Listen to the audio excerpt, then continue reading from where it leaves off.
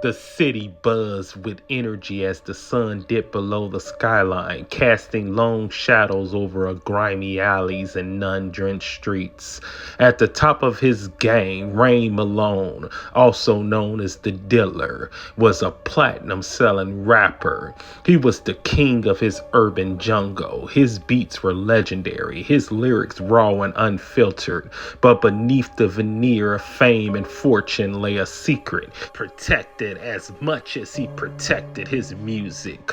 Rain was a predator, a serial killer who prowled the streets after his shows, feeding a dark hunger no one could suspect from his public persona. Rain had perfected the game. His charm was magnetic, his fame an irresistible bait. His victims, mostly fans, came willingly into his trap, their final screams silenced by the pounding bass in his studio.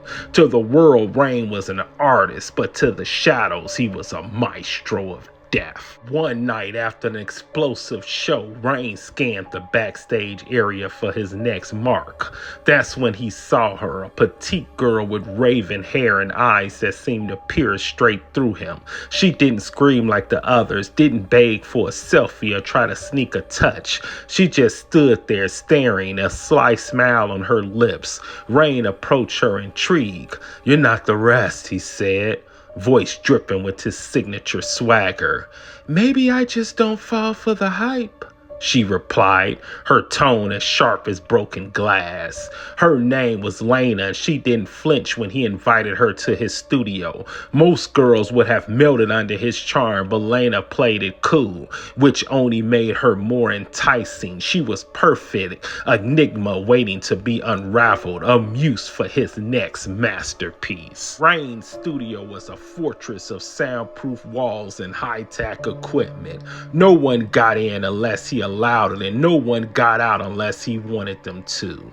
As Lena wandered through the space, tracing her fingers along the gold and platinum records on the walls, Rain watched her like a predator sizing up his prey.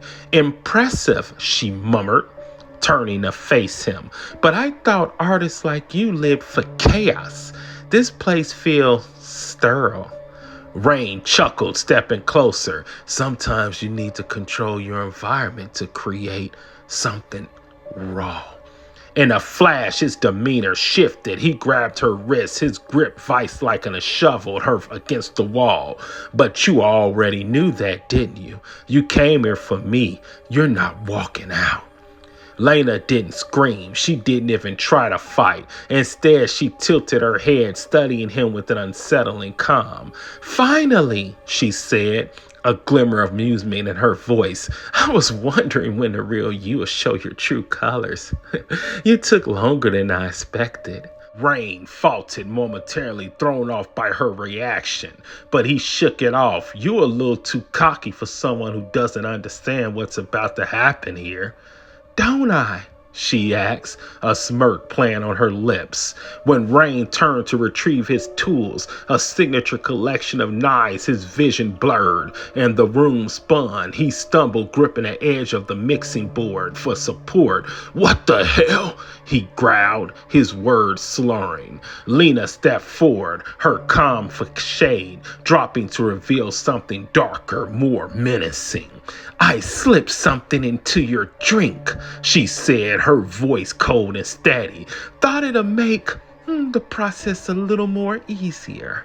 Rain's legs gave out and he crumpled to the floor. His vision swam as Lena loomed over him, her shadow stretching across the room like a specter. "You're not the only one who enjoys the hunt," she said, crunching beside him. "But unlike you, I don't need the fame to mask my sin." As Rain's body refused to obey him, Lena began rummaging through the studio, finding his knives and inspecting them with morbid fascination. "Impressive collection," she was amused. "You must have put a lot of thought into this. I really love your collection." You don't know who you're messing with," Rain splat, his voice weak. Lena laughed. a chilling sound that echoed off the soundproof walls. "Oh, I know exactly who you are, Ray Malone, aka the Didler. I've been following your little SAG gig for months. You think you're the only one who can play this game? The difference between you and I play it better." She held up one of his knives, the blade catching a dim light. "Difference between cocky predators like you? You get sloppy, and when they do, someone hungrier come along." Rain's mind raced, trying to figure out how she had turned the table so completely. She had walked into his lair, into his trap, and yet here he was, paralyzed and helpless. Lena didn't unalive him right away.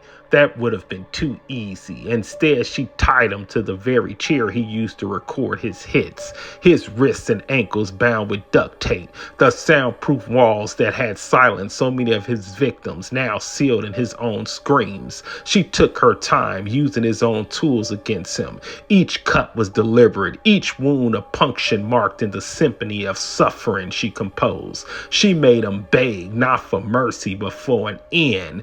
"You're an artist, Ray," she said, her voice mocking. "You should appreciate the craftsmanship here. You should appreciate the craftsmanship." Hours passed, or maybe days. It was impossible to tell in the windowless studio. By the time she was finished, Rain was unrecognizable, a broken man left down to his own despair. Before leaving, Lana set up a live stream, positioned the camera to capture Rain in his bloody soaked state. "Your fans deserve to see the real you," she said with a smile. "Hitting record."